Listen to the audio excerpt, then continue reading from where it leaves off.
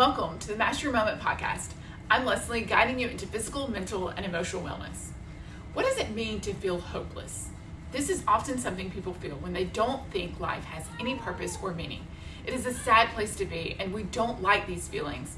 But I think everyone feels it at some point in their life. That moment of wanting to give up, to just stop doing anything because it's not worth it. Well, today we're going to explore the concept of hope, why it's needed, and how we can focus on gaining hope in our lives. If hopeless means not having any meaning left, then hopeful means that you are looking forward and excited about the future. It means you have a reason and purpose to whatever you are doing, accomplishing, or becoming. Hope is so important for our well-being because it's a great place and focus of positivity and nurtures our lives towards a specific direction. Hope gives us that intentional mindset of knowing and believing in ourselves. I listened to this YouTube video recently of this woman who was talking about all her failures in life. Oh boy, she mentioned so many on and on that it made me think, wow, I've actually had a lot of successes in my life. Did it come easy? No. Was I perfect? Absolutely not. But I've always been the person to try to keep going and improving. Guess that's why it's gotten me this far. But after she listed all of these, she could have just said she felt hopeless and that it took her so long to graduate college and that she married the wrong person and on and on. But that wouldn't give her hope. The hope she found was from her mindset. It was a way for her to just say that those things happened, and now what is she going to do about it? It's like right now for me, I'm in this huge crossroads in my business. I spent a year and a half developing and working and creating and networking and creating some more just to feel like I have failed at everything I try because I'm still literally making no money after all these continuous hours. But what keeps me from feeling hopeless? Why do I still have hope despite these business struggles? It's because I know deep down this is what I'm meant to do. Because no matter if I make a dime, I could still make an impact. Because I have hope that I will land that next idea and I'm only one action away from that next success. I'm hopeful because I've seen countless other people be successful in entrepreneurship, and I don't doubt that I can't be successful. That is hope. Keeping the future ahead and not looking back at what went wrong, but learning through that process. Hope is a positive cognitive state based on a sense of successful goal-directed determination and planning to meet these goals. In other words, hope is like a snapshot of a person's current goal-directed thinking, highlighting in the motivated pursuit of goals and the expectation that those goals can be achieved. While some approaches think of hope in the idea of being, that is, acknowledging hope during illness and within palliative care, the other side of hope is in the context of doing. That is the ability to achieve goals. Hopefulness is a life-sustaining human strength comprised of three distinct related components. Goals thinking, the idea of valuable goals; pathway thinking, the capacity to specific strategies to reach these goals; and agency thinking, the ability to initiate and sustain motivation for use of those strategies. Hope does not necessarily fade in the face of adversity. In fact, hope endures despite poverty, war, and famine.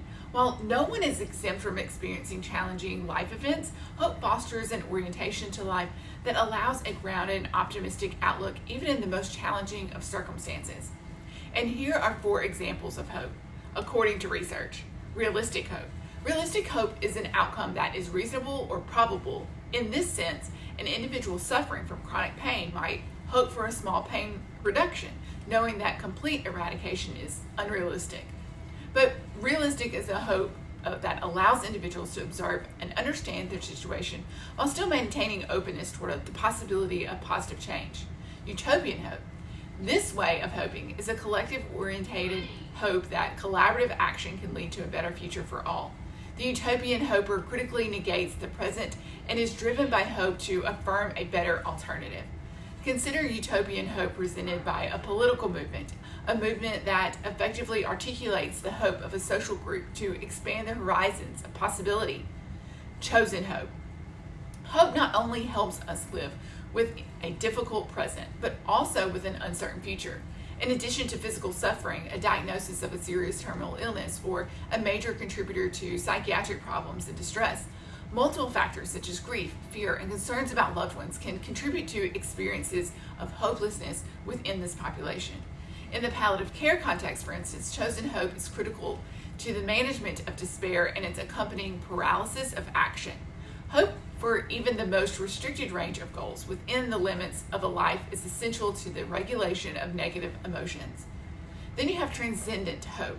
Transcendent hope encompasses three types of hope, namely patient hope, hope that everything will work out well in the end; generalized hope, hope not directed toward a specific outcome; and universal hope, a general belief in the future and a defense against despair in the face of challenges, also referred as existential hope.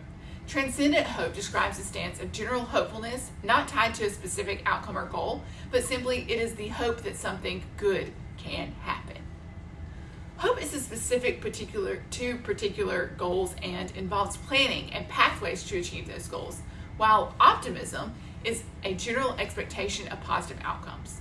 Hope is more action-oriented, involving strategies and motivation to reach desired outcomes, while optimism is about maintaining a positive attitude regards specific plans.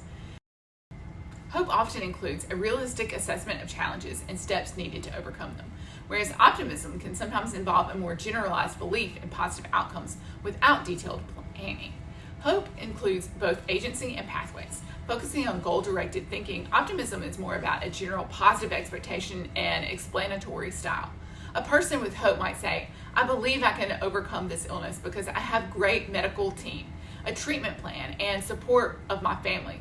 Whereas an optimistic person might say, "I believe everything will turn out fine in the end, no matter what." Now, let's talk about the impact of hope on resilience and well-being. Hopeful individuals are more resilient because they believe in their ability to navigate challenges and find solutions. This belief enhances their capacity to recover from setbacks and persist in the face of adversity. High levels of hope are also associated with better physical health, higher academic and occupational achievement, and improved interpersonal relationships. It's incredible how powerful hope can be.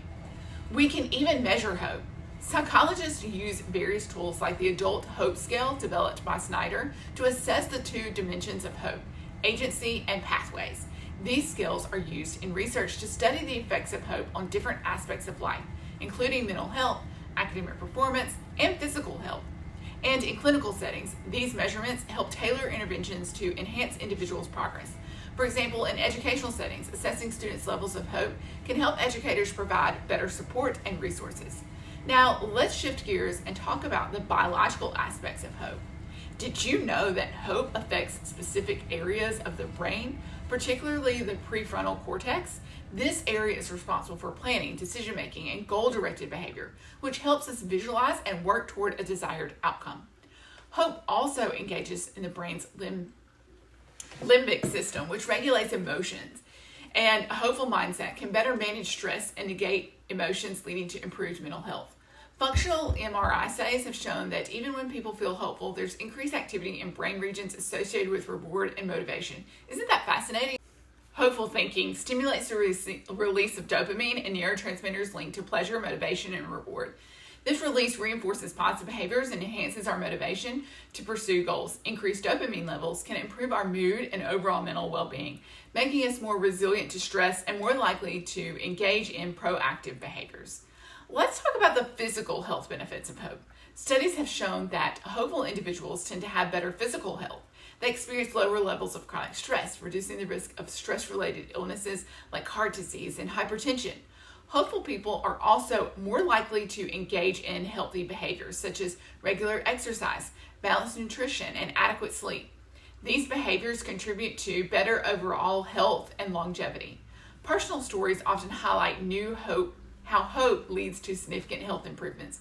For example, patients with chronic illnesses who maintain hope are more likely to adhere to treatment plans and make lifestyle changes that enhance their quality of life. Stay tuned as we continue to explore this fascinating topic. Up next, we're going to discuss how to cultivate hope in our daily lives. Don't go anywhere. So, listeners, I hope you're enjoying our deep dive into the science of hope, I wanted to take a quick moment to tell you about an exciting event that I have coming up. If you're looking to cultivate more hope in your life through creativity, join me for my Watercolor Wellness Workshop on hope. It's happening on August the 6th at 10 a.m. This workshop is a wonderful opportunity to explore the healing power of art while focusing on hope and positive thinking. You can sign up now at masteryourmoment.net. Don't miss out on this chance to blend art and wellness in a supportive and inspiring environment. I can't wait to see you there. All right, let's get back to exploring the fascinating worlds of hope. We've talked about the science of hope, and now let's delve into how hope can be a powerful tool during challenging times. We all face difficulties, but hope can help us navigate through them. Here are some specific tips and strategies to cultivate hope, even when times are tough. 1. Set realistic and achievable goals. Break them down from big goals and large, that could be overwhelming goals, to feel impossible to achieve. Break them into smaller, manageable steps. This approach not only makes the process less daunting, but also provides a sense of accomplishment with each small victory. Celebrate small wins. Recognize and celebrate each small step you take toward your goal. This helps to maintain motivation and keeps the hope alive. I like using a checklist. Adjust as needed. Be flexible with your goals. Life is unpredictable and sometimes adjustments are necessary. Stay focused on the overall direction, but allow room for change in the details. Develop a positive mindset by practicing gratitude. Take time each day to reflect on the things that you're grateful for. Gratitude shifts your focus from what's wrong to what's going right in your life, focusing on a more hopeful outlook. Surround yourself with positivity. Spend time with people who uplift you and support you. Positive relationships can be a great source of hope and encouragement. Affirmations and visualization. Use positive affirmations and visualization techniques to reinforce your belief in a hopeful future. Imagine yourself overcoming challenges and achieving your goals. Seek support and connection. Talk to someone, whether it's a friend, a family member, or a counselor. Sharing your struggles can lighten the emotional load and provide new perspectives. Join support groups. Sometimes being with others who are going through similar experiences can be incredibly supportive. Consider joining a support group, either in person or online. Stay connected. Even during times, maintaining social connections is crucial. Reaching out to others, even if it's just a brief chat or check-in. Now, let's bring this to life with a personal story from someone famous.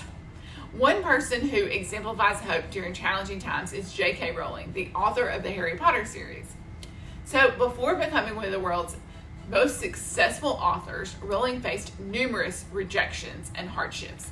She was a single mother, living on welfare, struggling with depression, and trying to make ends meet. Despite these challenges, she held on to hope. She believed in her story and persisted in submitting her manuscript despite being rejected by 12 publishers. Her perseverance paid off when Bloomsbury finally accepted her work, leading to the global phenomenon that Harry Potter is today. Rowling's story teaches us that even in our darkest times, hope can be a guiding light. She once said, "Rock bottom became the solid foundation on which I rebuilt my life." Her journey reminds us that maintaining hope and perseverance, even when the odds are against us, can lead to extraordinary outcomes. In this next segment, we're going to explore how you can cultivate and maintain hope in your daily life, even when faced with challenges. Let's jump right into some practical strategies. First, practice self-compassion. Be kind to yourself. Treat yourself with the same compassion and understanding that you would offer to a friend facing a difficult situation. Avoid self-criticism and negative self-talk. Acknowledge your feelings. It's okay to feel sad, frustrated, or disappointed at times. Allow yourself to experience these emotions without judgment. Focus on your strengths. Reflect on your past successes and the strengths that helped you to overcome challenges. Use these as reminders of your resilience and ability to persevere. Stay present and mindful. Practice mindfulness. Engage in activities that bring you into the present moment, such as meditation, yoga, or simply focusing on your breathing. Mindfulness can help reduce anxiety about the future and regrets about the past. And gratitude practice, like I've said previously. Take time each day to list the things you're thankful for. This simple practice can shift your focus from the positive aspects to the positive aspects of life, fostering that hope and contentment. Set realistic expectations. Focus on progress and not perfection. Instead of aiming for perfection, focus on progress toward your goal. Celebrate each step forward, no matter how small. Break goals into manageable steps and divide larger goals into smaller, more manageable tasks. This can make them feel less overwhelming and more achievable. Cultivate positive relationships. Surround yourself with supportive people, like I've said before. Spend that time with family, friends, colleagues that uplift you and encourage you, and leave out the rest. Seek professional support. If you're struggling to maintain hope, consider seeking support from a counselor or a therapist. They can provide tools and strategies to help you navigate challenges. Engage in activities that bring joy. Identify what brings you joy. Think about activities or hobbies that bring you happiness and make time for them regularly. Engaging in these activities can boost your mood and outlook on life. I love doing arts and crafts and camping and all of those things. Practice self-care, taking care of your physical, emotional, and mental well-being. This can include exercise, adequate sleep, healthy eating, and relaxation techniques. Incorporating these strategies into your daily routine can help you develop and maintain a sense of hope, even during difficult times. Remember, hope is not about denying reality or ignoring challenges. It's about facing life's ups and downs with resilience and optimism, and a belief in your ability to overcome obstacles. By practicing self-compassion, staying present and mindful, setting realistic expectations, cultivating positive relationships, and engaging in activities that bring you joy, you can foster a hopeful outlook on life. I guarantee it. As we wrap up today's episode, I want to leave you with this thought. Hope is not just a fleeting emotion. It's a powerful tool that can help us master our moments, both big and small. It's the belief that no matter what challenges we face, there's always a way forward, a way to find meaning and purpose in our lives. Hope can help us navigate through life's uncertainties and difficulties with resilience and courage. It can guide us toward our goals and dreams, no matter how far away they may seem. By cultivating hope, we can transform our lives and the lives of those around us. Now, as we close, I invite you to take a moment to reflect. How will you set new intentions for cultivating hope in your life? What is one thing that you want to take away from this episode? I hope this episode has inspired you or reminded you of the power of hope in your life. And don't forget to join me for my wellness workshop on hope on August the 6th at 10 a.m. It's a little mini retreat to provide some self-care and delve deeper into the practice of hope. You can sign up again at masteryourmoment.net. Thank you for joining me today. Remember, no matter what challenges that you may face, there is always hope. Keep believing in yourself and the possibilities that lie ahead. Until next time, take care, stay hopeful, and go master your next moment.